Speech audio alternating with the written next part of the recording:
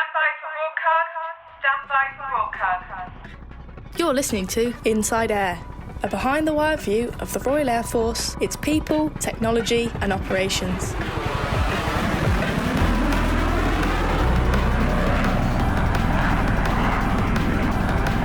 Hello, I'm Squadron Leader Peter Lisney, and in this episode we find out what it's like to be the RAF's spokesperson. The first thing is not to panic. I know that sounds obvious, but because once the accident or the incident's happened, there's nothing you can do about it. You can't change it. So it's a fact. It's going to be entertaining. Who have we got?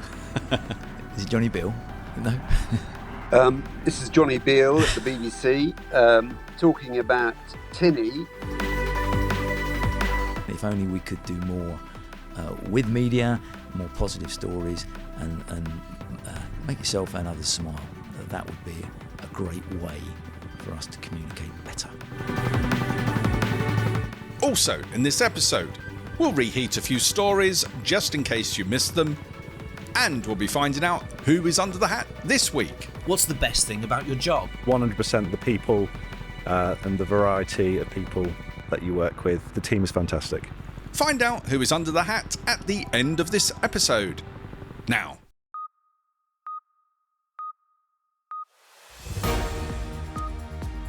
This week, I'm in the Ministry of Defence's main building. We're a couple of minutes walk away from number 10 Downing Street. If you keep going down Whitehall past the Foreign, Commonwealth and Development Office, you'll be at the Houses of Parliament. So we're right in the heartland of UK government decision making. In a well-lit, open-plan office is the Directorate of Defence Communications. And at the tip of the spear of RAF Communications is Wing Commander Martin Tinworth. Colleagues, journalists and chiefs just call him Tinny. Hey, sir. Hi, Pete. That's an interesting introduction. Yeah, Martin Tinworth. Didn't my parents have a sense of humour? Tin, Tin Man, Tinny. Yeah, anything with a tin in it, that's me. So, yeah, and if you want to call me Tinny throughout this, please do so. Thanks a lot, Tinny. So, what is your official title, and what do you do? Okay, so I'm the, I describe myself as the Chief Press Monkey for the Royal Air Force, so the Chief Press Officer. I am SO1 News, brackets RAF, in the Directorate of Defence Communications, and that means I deal with all media inquiries. I am the voice of the RAF, the spokesman in my case, and I'm also the senior officers of the Royal Air Force's media minder. So if you ever see Kaz doing something with media, I won't be far away, probably off camera right behind him in one space or another. So it's a challenging and entertaining role. Cool. Look, I know you're a quick thinker, so I'm going to give you a quick fire round. Don't normally do this, but here we go. Favourite form of transport? Phantom F4. Football, rugby or cricket? Rugby. Band you wished you'd seen play live?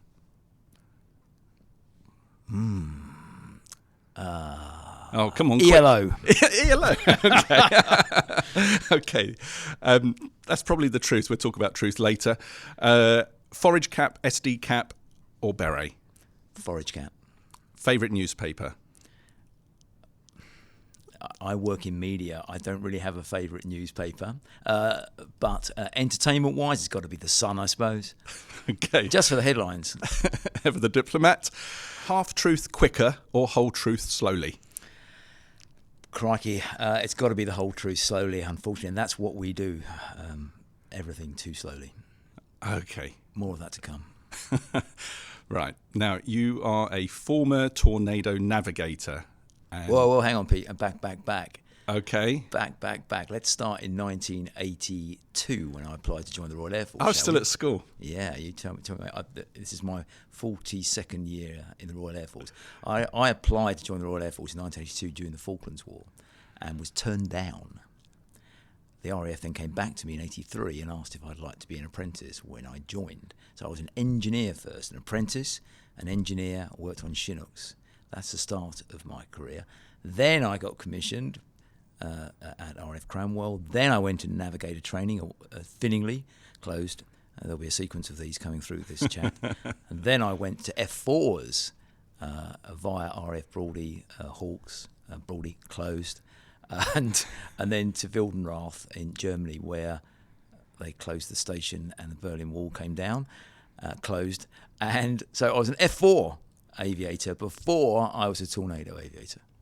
Right, okay, F4. Bet you've had some rough landings in your time.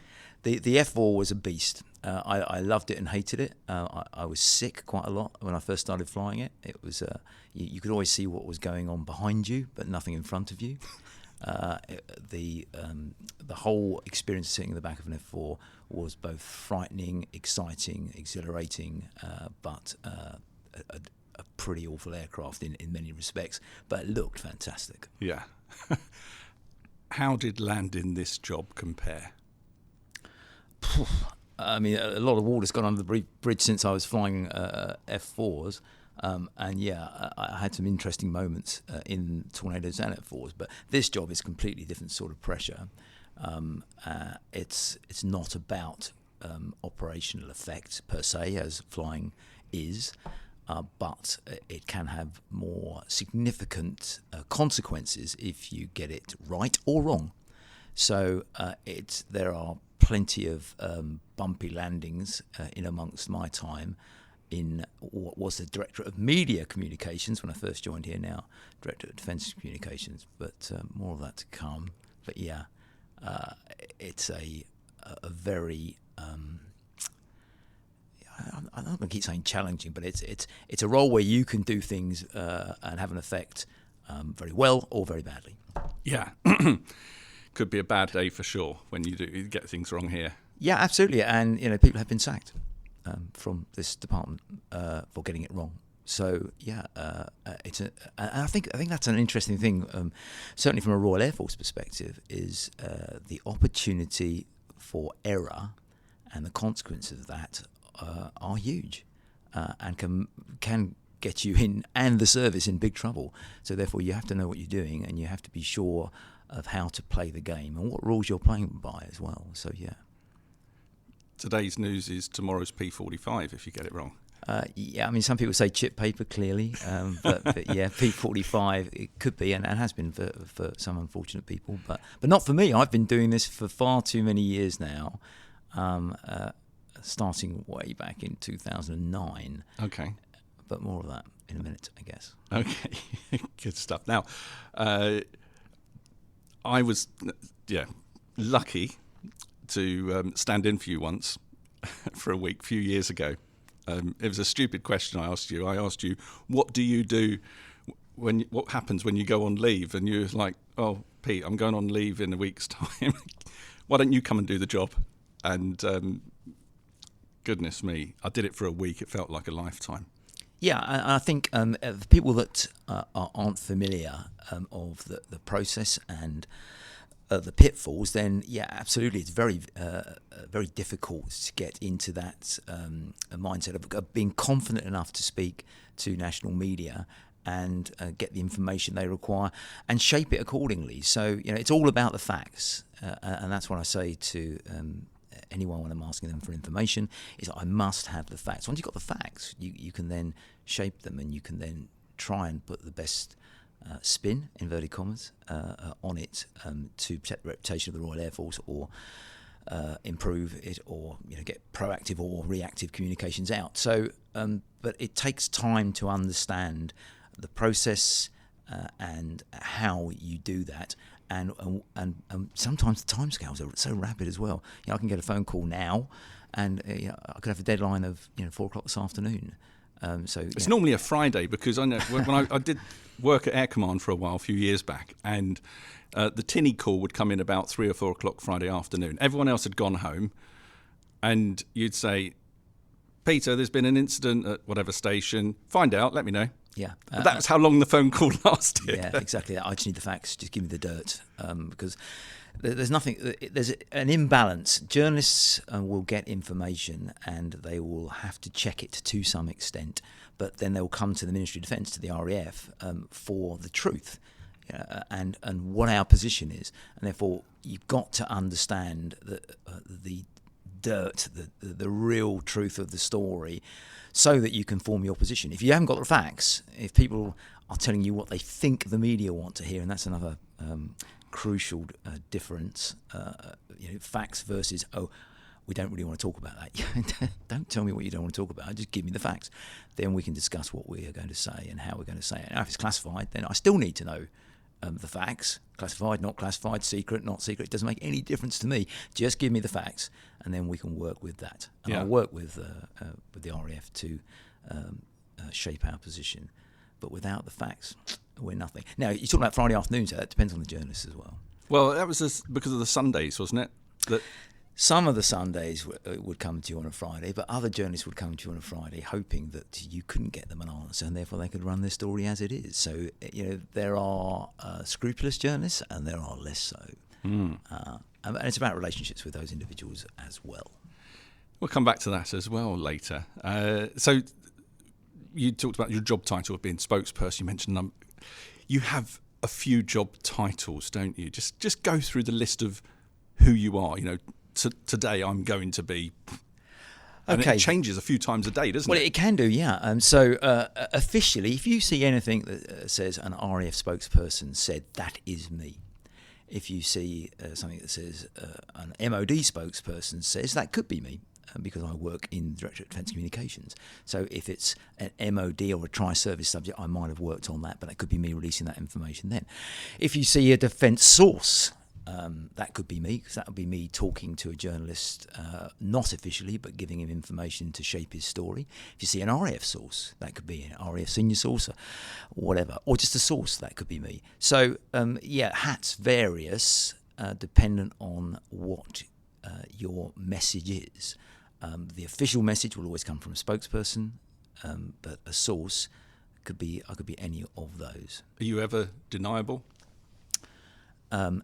In terms of what sort of story you're talking, Pete? Well, if I'll tell you this, but if you ever say it was me, I'll deny everything. I try not to get to that position. If I'm giving background information to a journalist to shape the story, I would only offer that sort of information that could get me into trouble if I totally trust the individual, and they are few and far between. Classified information? No. Okay. We never release anything like that. But in terms of some of the more maybe interesting detail for a journalist, I might give them 3/4 of the available information that we're not putting in our official statement in background. And there might be some little bits there that I would share with some journalists and not with others. So really, I think it's about the relationship you have with the journalist and whether you trust them or not. And I trust the majority of the journalists I work with. Okay. So are you press relations, public relations, media operations? All of the above. Strategic communications? Yeah, everything. I mean, what crosses my desk is what the RAF does. So, let's say there are 32,500 people-ish in the Royal Air Force. We are a small town. We have all variants of people within our community. In terms of sex, ethnicity, gender, you name it. We've got military working dogs, for example. So we've got pets, and what our people do at work and also outside of work can end up crossing my desk.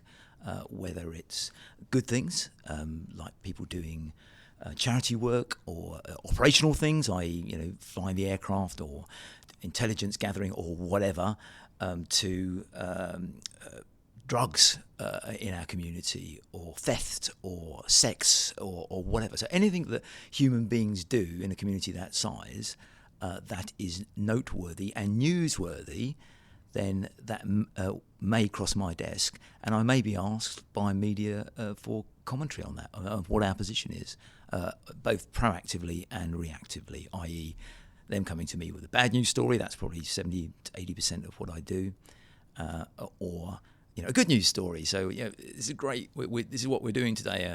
We're introducing a new piece of equipment. We run a media facility or whatever. So the breadth of subject matter is hugely complex and very interesting. Well, why does the Royal Air Force care what the media says?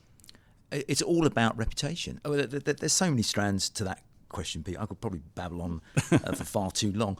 I mean, why do we care? We are an institution, we have a reputation, and we have a job to do. So we want to be seen to be doing it well. And if we do it well, we'll be financed by the government to do more of it. And we are the first responders for the government. We get places quickly, do things quickly, and therefore we're popular. If we have a poor reputation, people won't join us either. We need people. We need good people to work for the Royal Air Force, and of all race, creed, colour, and sex, and therefore we have to have visibility in the media, positive visibility. And the more positive the media are about us, the more popular we are. The more popular we are, the more people want to join us, the more money we'll get, and it's a virtuous circle. So it's a very complex circle, I guess, but reputation matters. I'm sure Marks and Spencer's and let's talk about the Co-op recently. I'm sure they'd have a view about the cyber attacks they had on them and therefore their reputation. So it's hugely important that the media, I don't want them to like us. I want them to think that we earn respect, that we're good at what we do and we're lethal. Mm. Yeah, going back a few years, I remember you telling me, I think I asked you once before, tell me about your job, and you said half my job is getting the RAF in the news, the other half is keeping it out the news. Yeah, I'd probably say more of it's keeping it out the news, unfortunately, recently, but more interesting. So a lot of secret stuff goes on within the Royal Air Force, especially when it comes to ops. How is it decided what the public is allowed to know and what must remain secret? Oh, crikey, that's a very interesting question as well. Secret is secret, full stop. I mean, we do declassify things on a regular basis to try and give the public and the media more information about what we're doing, and we do that as often as possible. But there is a fine balance between transparency, and that's what we try to be, and giving every single nut and bolt of what we're doing. Purely due to the fact that if our enemy knows exactly how we do stuff, when we're doing it, the 5 W's, who, what, why, where, when. If the enemy's got that, then we can find that our competitive edge, I suppose you call it in civilian street, but our operational edge has gone, and we have the lethality I was talking about is removed. So the answer is it depends on the scenario. It will always be historic. Generally, we can't talk about current operations, current movements, for the safety of the people involved in those, and that's the major point. It's about the safety of our people first, doing the job, and then post that, then we try and be as transparent as possible. But it is a delicate balance, and again, certain media outlets will be given privileged information at times for a variety of reasons, but security and the safety of our personnel must remain paramount throughout. So transparent, yes. All detail, no. It might be a good time to give us a quick lesson on Opsec, PersSec and RepSec. Opsec and PersSec, they are the banes of my life to some extent, if we're looking to be proactive. What is Opsec for those that Operational security is what we just discussed there in the last few sentences. Effectively, we must maintain the ability to carry out our operations. So operational security means that we are not talking about what we're doing right now in, let's say, flying over the Middle East or flying in and around the Ukrainian theatre. Operational security is about not telling anyone what we're doing so we can do our job, whether that's gathering intelligence, delivering weapons against Daesh, or whatever. So it's about need to know. Who needs to know the information? And therefore, if I know the information, if I know we're about to deploy some assets somewhere for an operational reason, or those assets are about to go and deliver weapons against one of our enemies, then we want them to get there, deliver the effect, get home safely, then we can start talking about it. If we're talking about it during or before, then we've lost our operational security, and we've lost the chance probably to do what we really want to do, and we put our people at risk. So operational security is key to maintaining our people's security and delivering effect. Okay, PERSEC. Now this is the one that upsets everybody. Personnel security. So individuals. The biggest problem for a communicator, and let's remember, I used to be an engineer, I used to be aircrew, I've sat in the jets, I've done that. The biggest problem we have in the Royal Air Force is that our people are technically minded. They're brilliant at what they do, and they just want to do their job. They see media as an afterthought, an opportunity to cock up. It's not something they want to do.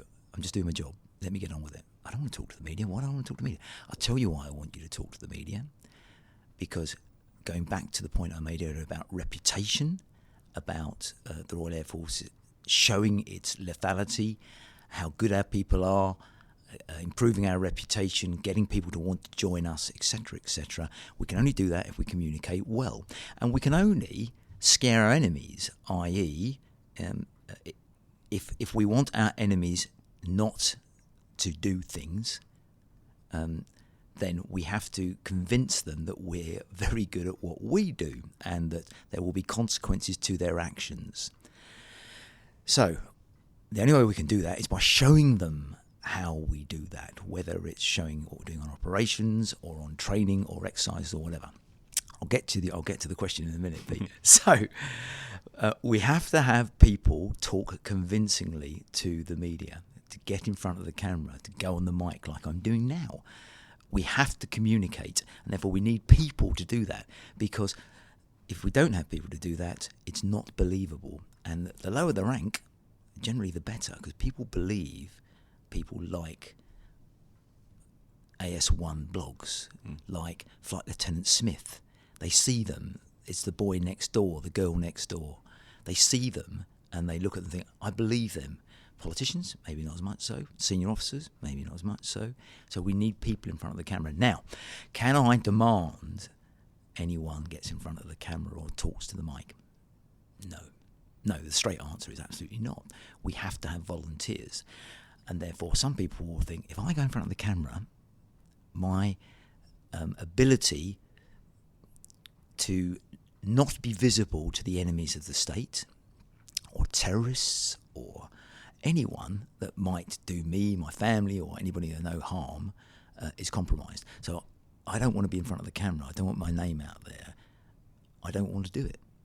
And we can't stop that. However, I've got to have somebody to speak. We have to have someone to speak to convince all of the audiences that I just mentioned, our enemies, our friends, our allies, international partners, friends, family, gatekeepers, politicians, all of those need convincing, and we can only do that if we have people in front of the camera. So personnel security is an individual's right not to be in front of the media and talk about their job in the Royal Air Force. However, my plea to all of you listening, all 10 of you listening, 10 million, thank you. yeah, okay, Pete.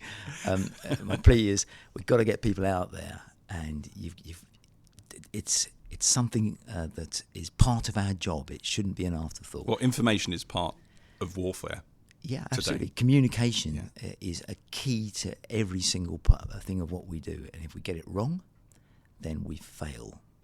And I think there's some lessons to be learned from what's happening in Ukraine. When you have news items from service people in the field, they go by call sign, and some choose to cover their face. Yeah, it doesn't stop the message coming through, though. So that's, so even if you don't want to, you're not keen on being in front of the camera, you don't have to use your own name. You can be your call sign, and you can just wear your rank, whatever. Yeah, whatever. Yeah.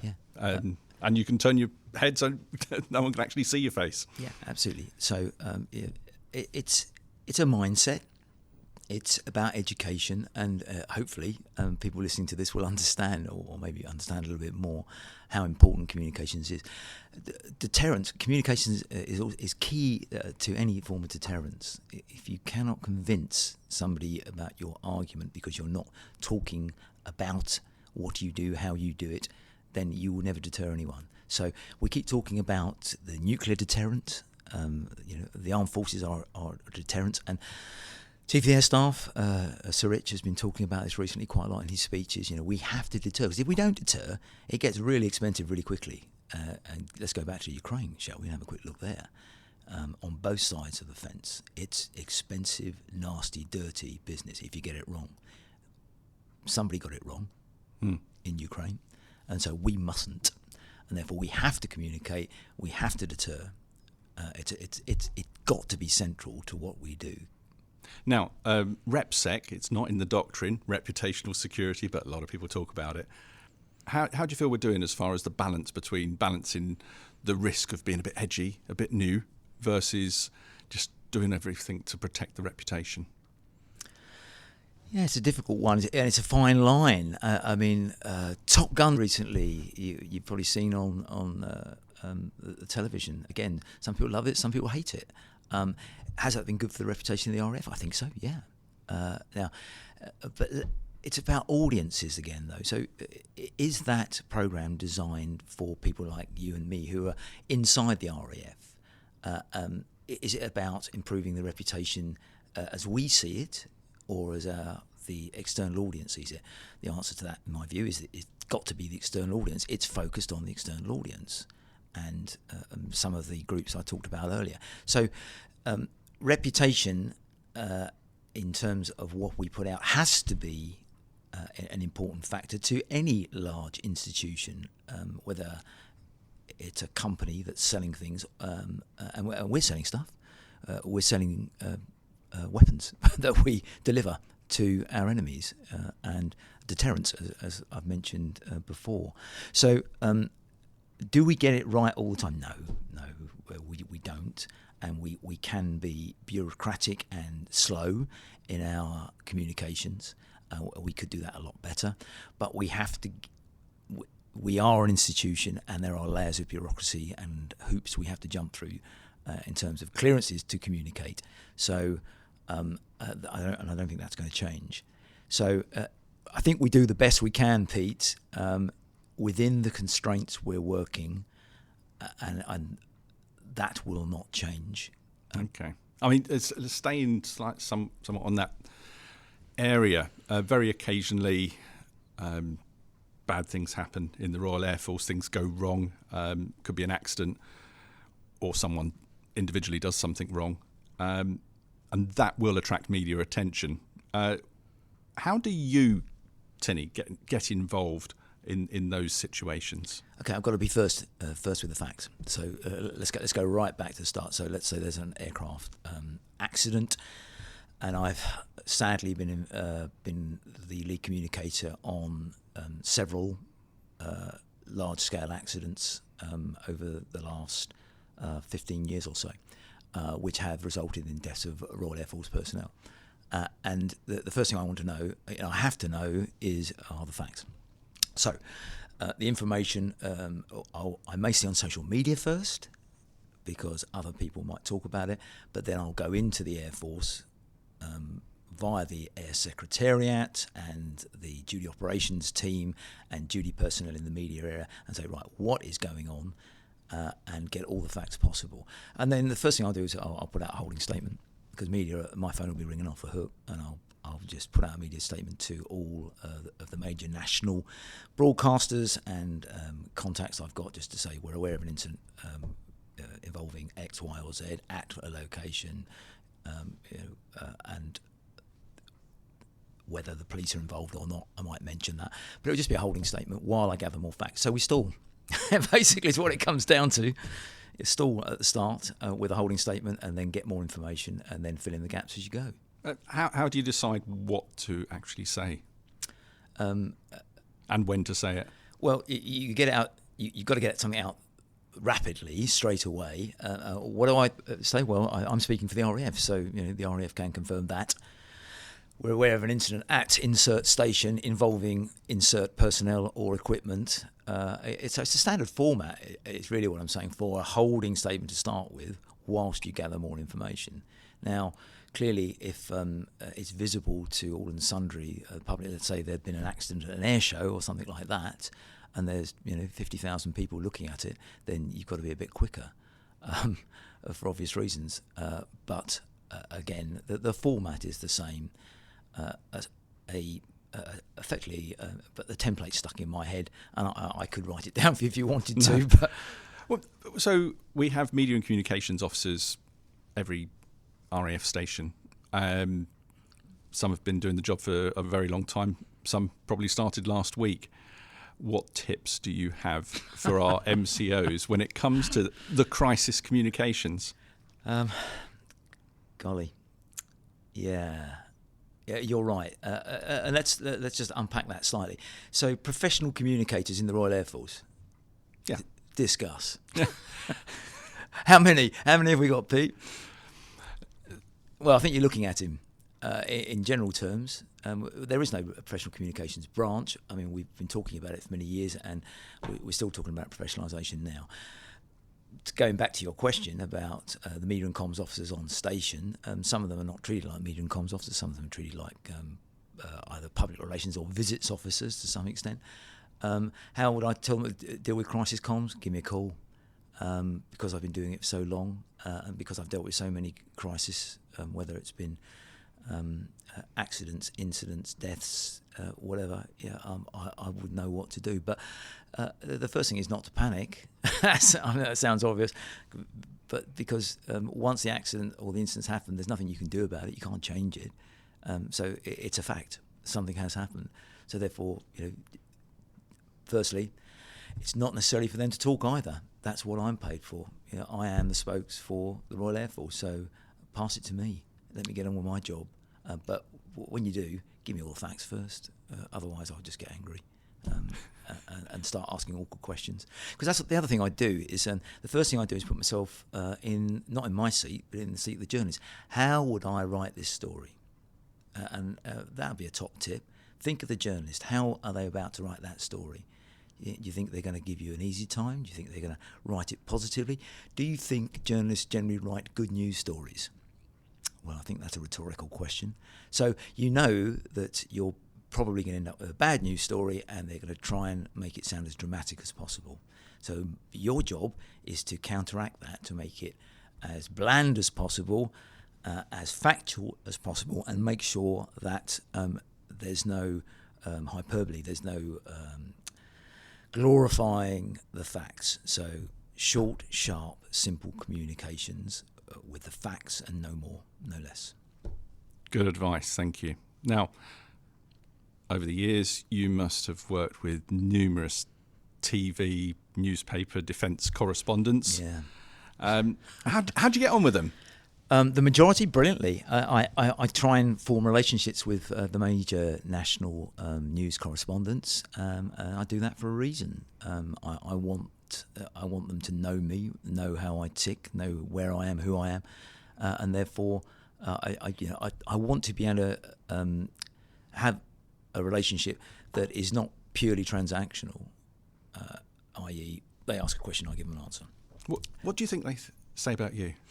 The majority, I hope, think I'm a decent chap that knows what I'm doing. I know a few that I don't get on particularly well with, because, hey, you never get on with everybody, do you? Might have a different opinion. But I think I'm respected. Do you want to hear from one? Yeah, go. This could be entertaining. Who have we got? Is it Johnny Beale? No. This is Johnny Beale at the BBC, talking about Tinny. I think Tinny is nearly as old as me. I think he's been the one constant in that press office since I've covered defence. He is a source of knowledge and wisdom, helped by his experience as a backseat driver of a fast jet. And we rely on Tinny to give us the RAF stories, and he doesn't like bad RAF stories, but he's a person who will tell you what's going on and has plenty of experience, knowledge, and is Very helpful. So, Tinny, you and me, I think we've been there since biplanes, but all the best. Oh, that was a good guess. I didn't know it would be Johnny, but that was a good guess. I thought it might be him or Jerome Starkey from The Sun. Yeah, well, that's great. Thanks for that, Johnny. I was chuckling away, and you're right. We do go back away now. Yeah, but John's a fine fellow. I mean, he is Welsh, by the way. If you didn't know, Johnny Bill's Welsh, but yeah, he's. So I often banter him about that, and his suntan I often banter him about. But yeah, I get on very well with Johnny because he's straight, and I can have a discussion with him about a subject, and he won't preempt and hasn't necessarily already formed his story, and that's a frustration for a media officer like myself. Is if you're talking to a journalist, they've written the story already. It doesn't matter what you say. They're going to run it, and that there are several of those out there, and that's the most frustrating part of my job is when a story's not true, but they're going to run it anyway. Do you see a difference between the defence correspondents and the general journalist? Yeah, to some extent. I mean, I think the defence correspondents are better educated about the RAF, the Royal Navy, and the Army. They understand more of the nuances, and they are interested in defence, and some people aren't. So, and we've got to remember the society we live in nowadays. 40 years ago, maybe 50 years ago, everybody knew somebody that was in the military. That's certainly not the case now, and thus the visibility of the military across society as a whole has reduced dramatically. So, with that in mind, it's essential that we engage with the defence correspondents of the major national outfits and make sure that we keep getting those stories about what we're doing, how we're doing it out there, to educate the great British public, because there just isn't the knowledge out there anymore. And I think you can see that in a lot of the polling that we do in amongst various age groups. People just don't know about the military anymore because they don't know anyone in the military, which might have something to do with our size, Pete. Yeah. Just another question on the journalists. Can you trust all journalists? No, and I don't. I trust some of them, but no. Going back to my point earlier, there are some that will write the story whether it's true or not. But then I also have to say that if there are two sides to a discussion, if person A is saying something and we, the RAF, are saying something else, if there's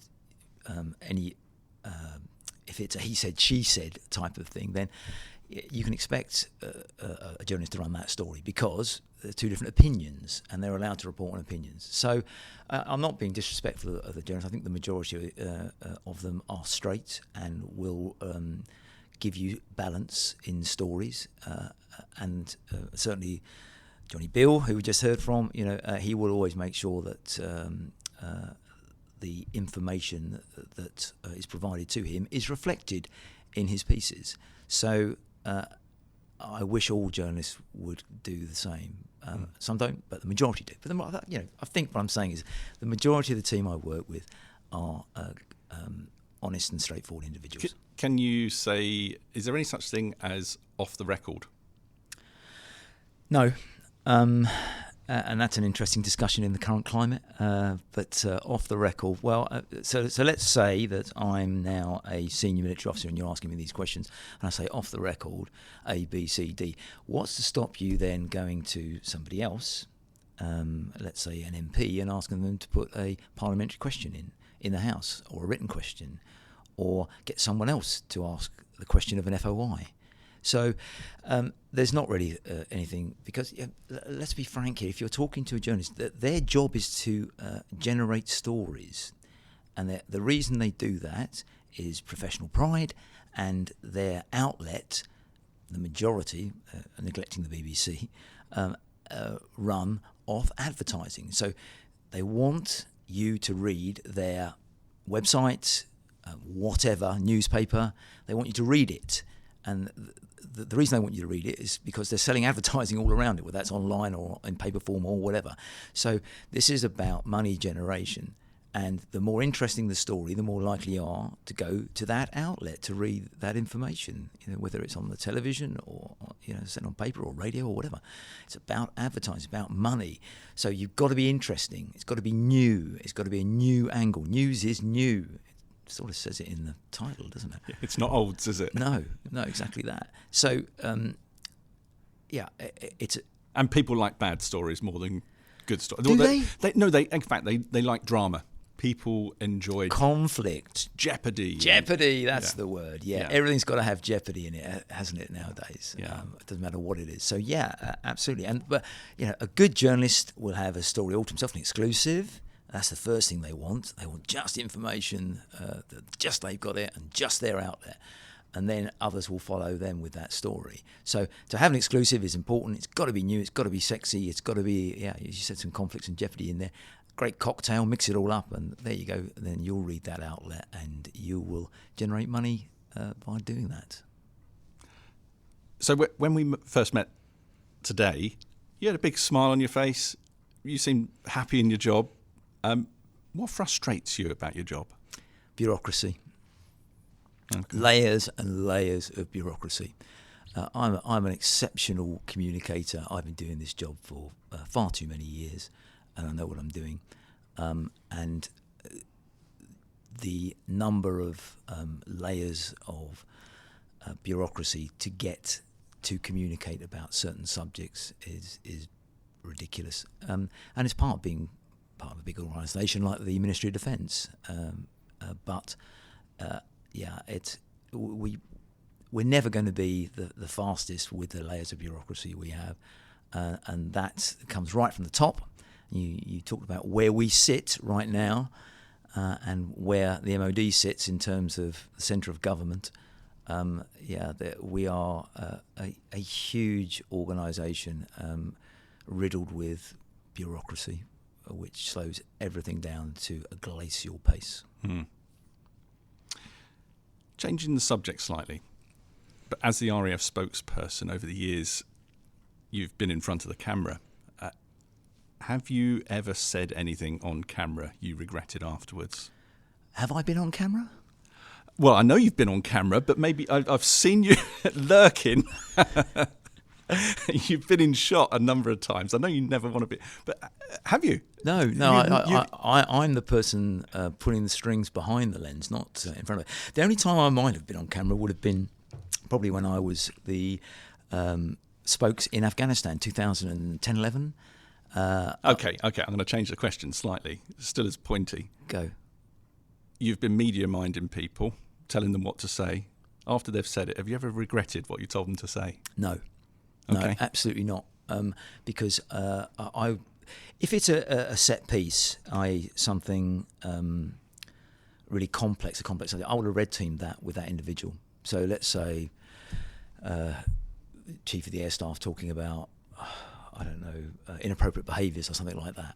I would have spent hours with him previously, being the journalist, sitting in front of him, asking all the awkward questions that he doesn't want to answer. And all the questions that I know that the journalists do want to answer. Again, sit in the journalist's seat. Make sure you know try and make sure you know what they're thinking. And therefore, if you do that, if you do your preparation, if you do your briefings well, then you shouldn't get it wrong.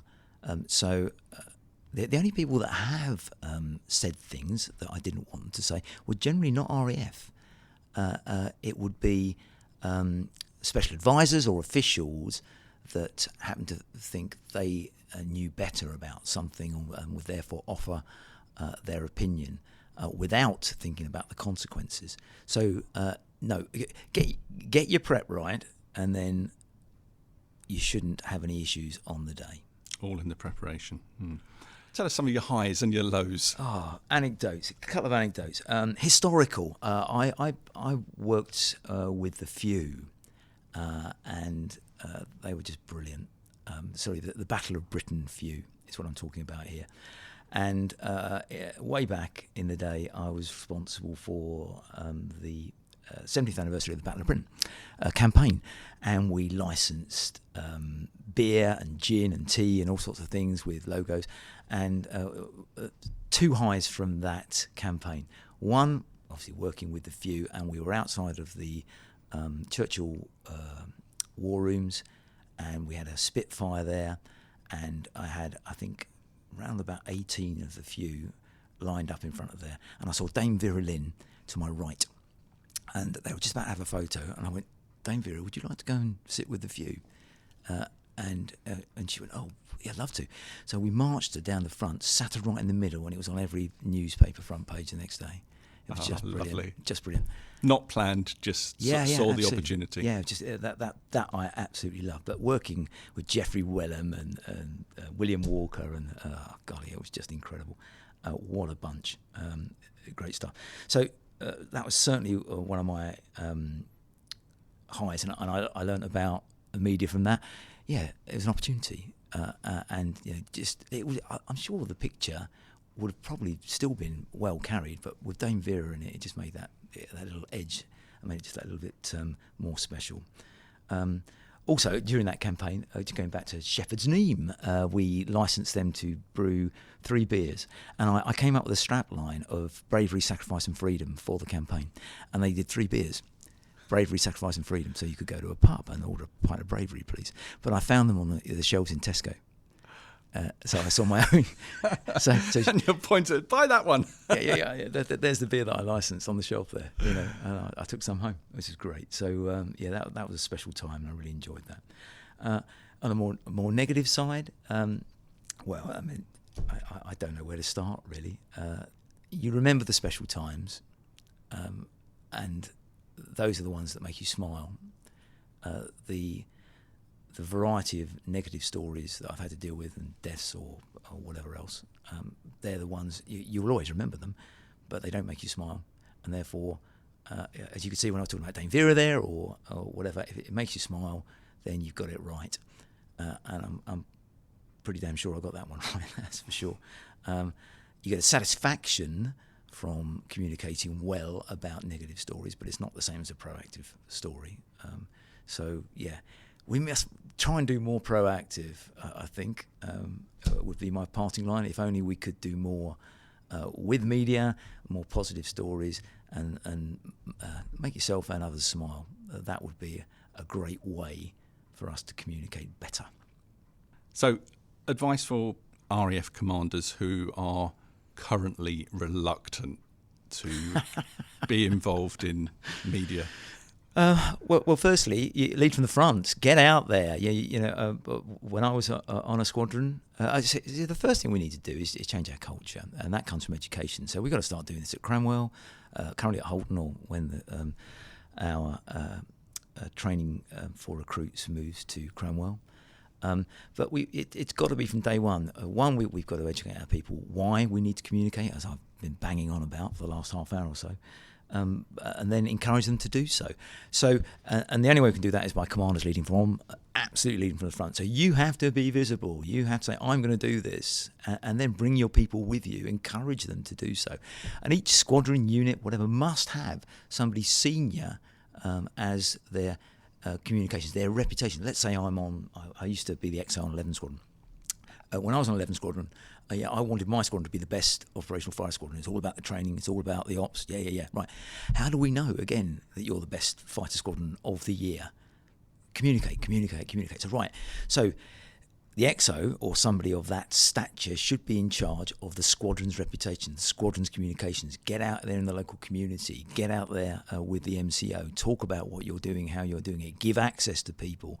It's got to be cultural through the whole of the organisation and led from the front by the senior leaders, and then get everybody else infused about talking about what you're doing, and then people will follow you. So lead rather than follow. And that loops back to the 2 pillars of support and deterrence. Yeah, absolutely. None of this is rocket science. Yeah. But our culture, as I said, we're a technical organisation.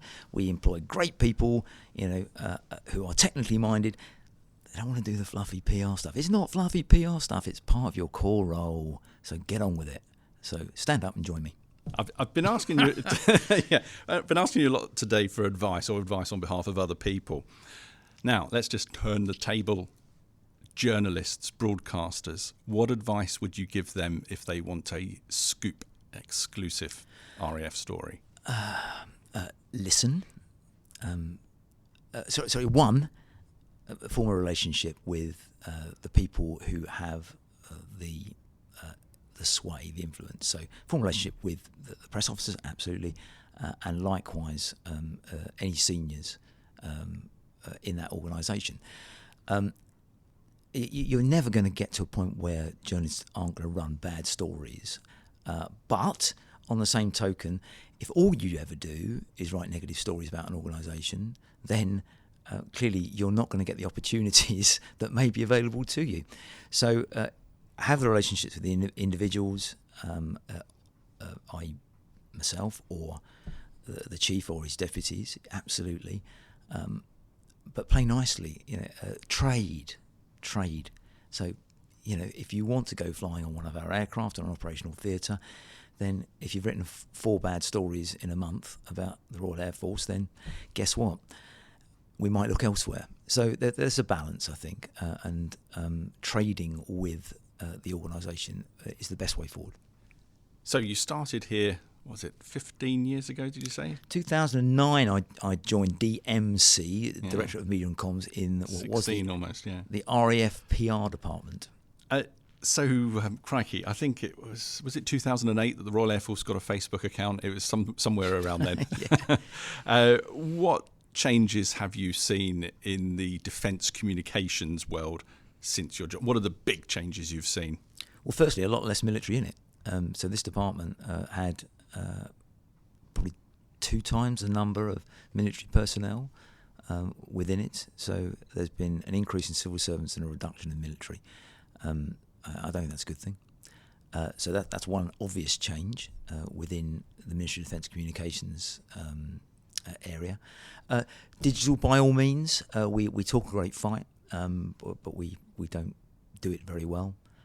Our digital comms, considering the number of platforms out there and the popularity of them, we do okay, I guess, but we could be much better at our digital communications. So I think the 2 big ones. I think the breadth of digital comms and the reduction in military personnel will be my 2 lowlights.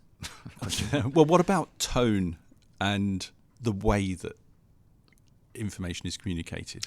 It's a lot shorter. I think people's attention spans going through the various gens, whether that's the millennials, Gen X, Y, Z, whatever. I think the attention span of our audiences is probably reduced to some extent. Although there are arguments that say the opposite, i.e., podcasts, for example. People enjoy listening to podcasts, and that's more of a long-form read to some extent. But yeah, I think attention-grabbing, short and questioning headlines seems to be the way of the media world at the moment. Crystal ball time, what do you see the future is for defence communications? Well, this is changing. I think we will always need to communicate. I think there's, in terms of internal and external comms, I think the internal audience is increasing in not only value but importance. I think we need to think more about our people as well as the external audience. So I think maybe more of a more focus on internal comms and hopefully quicker, more agile digital comms. Okay.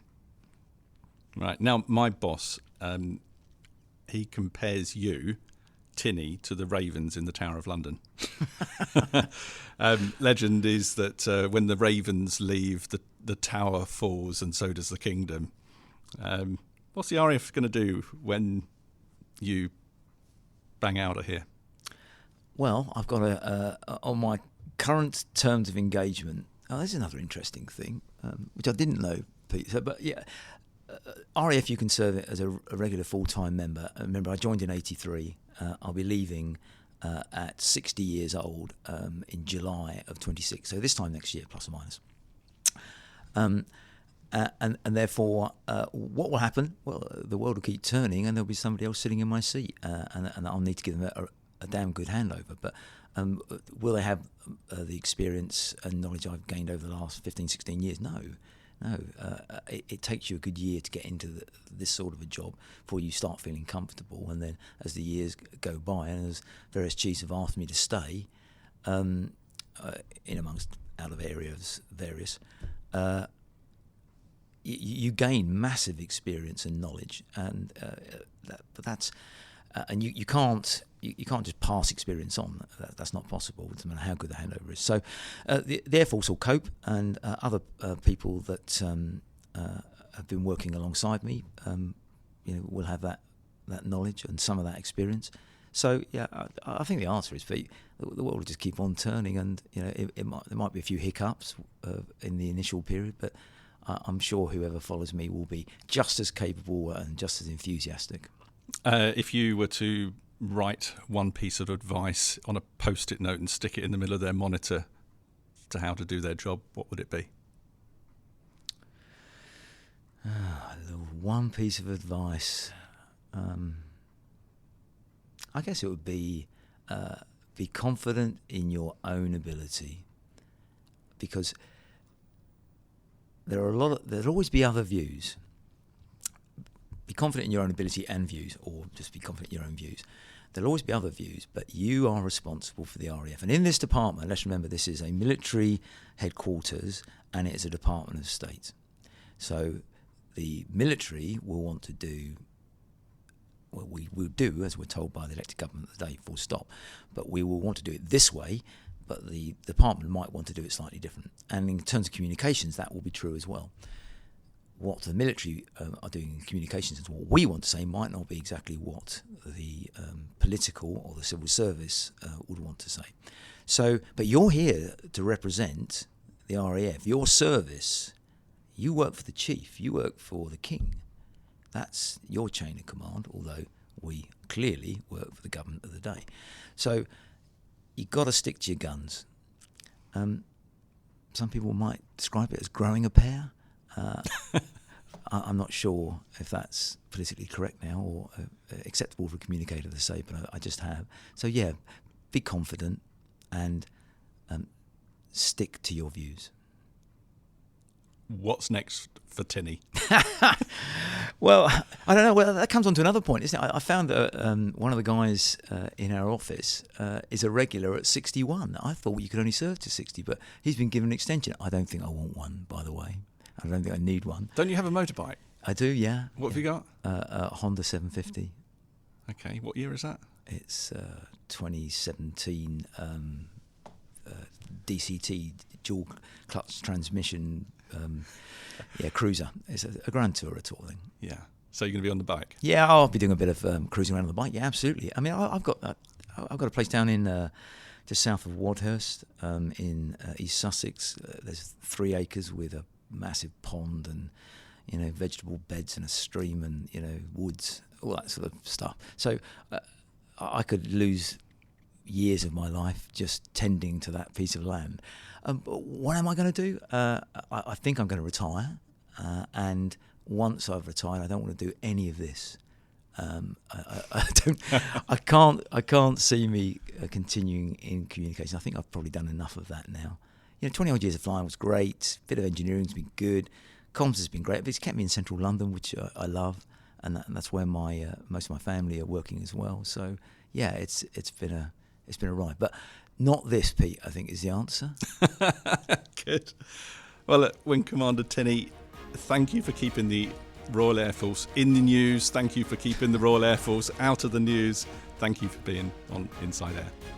My pleasure, Pete. It's been a roller coaster. Thank you.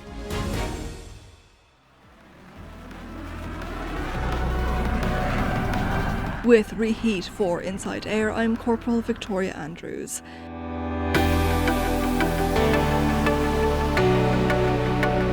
Air Chief Marshal Sir Rich Knighton has been confirmed as the new Chief of the Defence Staff for the UK's Armed Forces, taking over in September of this year. As the most senior military officer for the nation, He will be charged with driving military strategy to keep Britain safe at home and abroad. His appointment has prompted the announcement of Air Marshal Harv Smith as his successor as Chief of the Air Staff, a former frontline Harrier pilot. As head of the Royal Air Force, he will be responsible for the strategic planning and delivery of all RAF operations, people and capability. Exercise Atlantic Trident has taken place in Finland for the first time, demonstrating NATO's influence and strength in the High North and Finland's deepening integration into NATO. RAF Typhoon pilots and aircraft engineers from the Global Readiness Wing, RAF Lossiemouth, and 140 Expeditionary Air Wing, who are currently deployed on Operation Chessman in Poland, all took part, supported by the RAF Regiment from 3 Force Protection Wing. The Protector RG Mark I has entered service as the first remotely piloted air system authorised to fly in UK airspace. The Protector programme introduces a unique and long-endurance asset to UK defence, specialising in intelligence, surveillance, target acquisition and reconnaissance, as well as strike operations. The King's Colour Squadron have undertaken public duties at the Tower of London, replacing the usual Foot Guards rotation by providing the King's Guard. The King's Colour Squadron is the RAF's dedicated ceremonial unit, uniquely combining a prestigious ceremonial role while delivering force protection for RAF operations worldwide. And the Royal International Air Tattoo has taken place at RAF Fairford, demonstrating the RAF's ability to protect the skies and continue to be operationally ready. That's Reheat on InsideAIR. I'm AS1 Ben Russell, and this is Under the Hat, where we get to know an aviator in less than a minute. Name you're known by. Hi, my name is Squadron Leader Stamatakis, also known as Stam. What's your profession? I'm a Royal Air Force Police Provost Officer and I'm currently based at RAF Bryce Norton. What's the best thing about your job? 100% the people and the variety of people that you work with. The team is fantastic. Hardest part of your job? Red tape, bureaucracy, policy, and being away from my children. Best location you've served? RAF Lossiemouth, hands down the best RAF base in the United Kingdom, in my opinion. What bit of luxury kit do you never deploy without? Gym kit, I like to be active. And what's your proudest moment in the RAF? Getting into it and graduating from Cranwell. Yeah, never thought it would happen. Thank you, Squadron Leader Stamatakis, for being the latest aviator to take part in Under the Hat.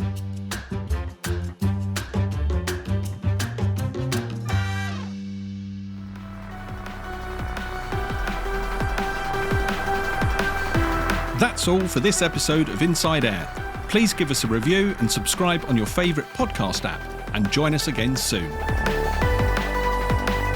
You've been listening to InsideAIR, a behind-the-wire view of the Royal Air Force, its people, technology and operations. If you're serving in the RAF and have a story for us, please speak to your unit media and communications officer. InsideAIR is written and produced for the Royal Air Force by RAF Media Reserves.